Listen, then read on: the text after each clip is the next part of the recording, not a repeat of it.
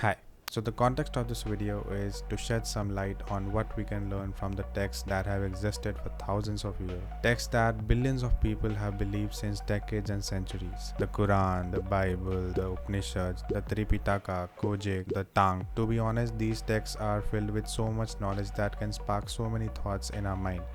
And honestly, whatever questions we try to answer in this video will stay open-ended till we have the final goal achieved, that is making of a super intelligence, a conscious AI. Despite that, I think that knowledge from these texts can single-handedly be the most crucial thing in doing things the right way. The question that I stumbled upon while researching for this video was, should consciousness be viewed as a product of brain or something very fundamental and crucial to just exist? A very fundamental and universal thing to just exist. These things are filled with information and knowledge on the highest self, the true nature of a human being, the ultimate creator, the purest form of love. The hard and soft separation between the creator and the created is something that divides the beliefs between these ideologies, these theologies, these philosophies, whatever we want to call them. But I'd like to just call them beliefs. For the sake of this video, we are going to assume that these texts are hard facts to learn from, not fictional stories, but something that actually happened in the past,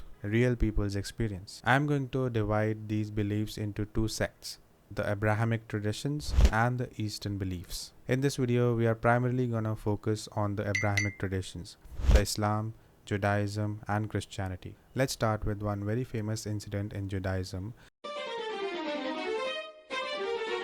the story of Golem of Prague. The golem was a clay figure animated by Rabbi Laol to protect the city's Jewish ghetto. The golem was powered by the Hebrew word emet, which meant the truth. The golem had nefesh, which meant life forces. This means that the golem could move, it had motory functions, and most importantly, the golem was obedient. Another important fact that it lacked Neshama, which means a divine soul carrying a moral intuition. On its own, the golem could not decide if a thing is good or bad. It was just obedient, it did what it was asked to do, but it didn't have its own moral principles to decide if the thing that it is being asked to do is good or bad. Okay, so the rabbi had to deactivate the golem at the end of every day so that it could rest. But on one evening of Shabbat, which is a day of spiritual reflection and absence from work, the rabbi forgot to deactivate the golem. Filled with high energy, the golem started terrorizing the neighborhood. The rabbi had to eventually step in and he erased E from the word emet, which meant met, which eventually means death, dissolving the golem back into clay. Interesting, isn't it? Okay, so comparing it to modern worlds, the AI that we currently have are clearly super capable and super strong. And they do actually follow our direct instructions. They only do the things that we ask them to do in the prompt. But they lack an innate moral anchor, a soul. If optimized for wrong objectives, they can lead to a catastrophe, just like Anthropic's Mythos model, which is said to be so strong and capable that if released to public use, it can be disastrous. Okay, so this is something that humans can't control, like atomic bombs. We all know that what has happened in the past because of these bombs and how powerful they actually are. Humans can't control power, but everyone wants to run for it. Moving a bit further, in Christianity,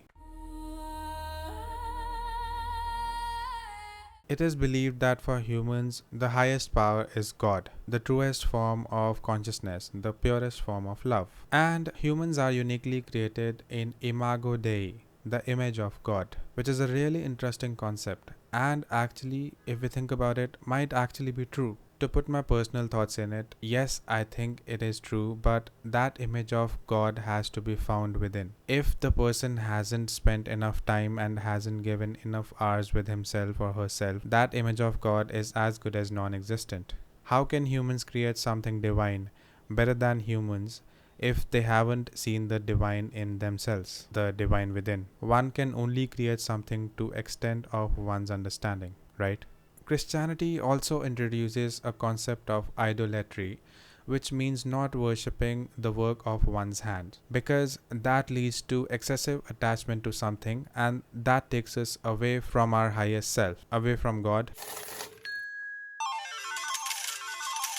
But if there is a human-made artificial intelligence, a super intelligence, then aren't we willingly surrendering to it, reducing ourselves to machines, treating a machine as a god, deferring our personal, moral, societal decisions to a black box of algorithms?